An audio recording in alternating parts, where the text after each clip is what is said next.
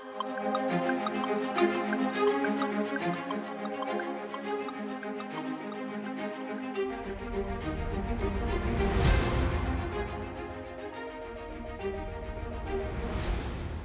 位僱主僱員朋友好，我係 Doug Lam。今日咧，我哋開始講一樣嘢，就話咧，我哋而家活喺個咩嘅世界裏邊咯？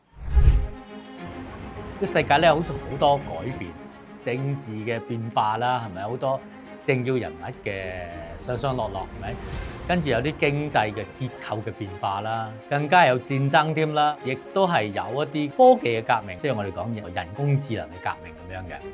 咁究竟呢個世界而家咁樣變化，我哋作為僱主僱員有咩唔同嘅要求咧？人係點去適應呢個新嘅世界咧？咁其實咧，今日咧開始咧，我哋從一個最宏觀嘅角度去講。咁我哋為咗集中啲講我哋嗰個經濟環境，咁我哋咧係針對於人口嘅變化去講。咁根據咧聯合國經濟同埋社會事務部咧，同埋世界銀行最新嘅數據咧，全世界人口已經有83億人咁多。咁喺亞洲區咧，其實咧係佔比咧係佔成60%咁多嘅。咁當中亞洲區咧，其實佔咗咧59.幾%，即係已經60%㗎啦。咁亞洲咩國家係最多人口咧？大家都應該想像到嘅。印度啦，係嘛？印度14.76%，中國有14.12%啊。咁所以兩個國家加埋已經30%。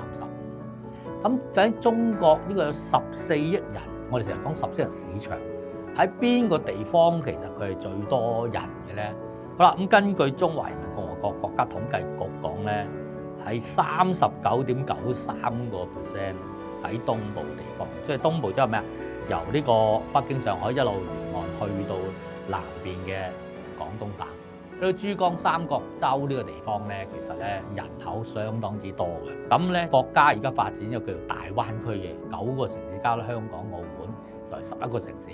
呢個地方咧，其實咧人口咧亦都係接近咗8000萬左右。咁所以咧，我哋可以想像到人口多、財富集中呢啲地方就係我哋未來嘅市場。咁我哋下一集咧會講咧，究竟呢個市場我哋點樣通過僱主僱員嘅要求同埋裝備，去能夠掌握到呢個市場。多謝大家，下次再見。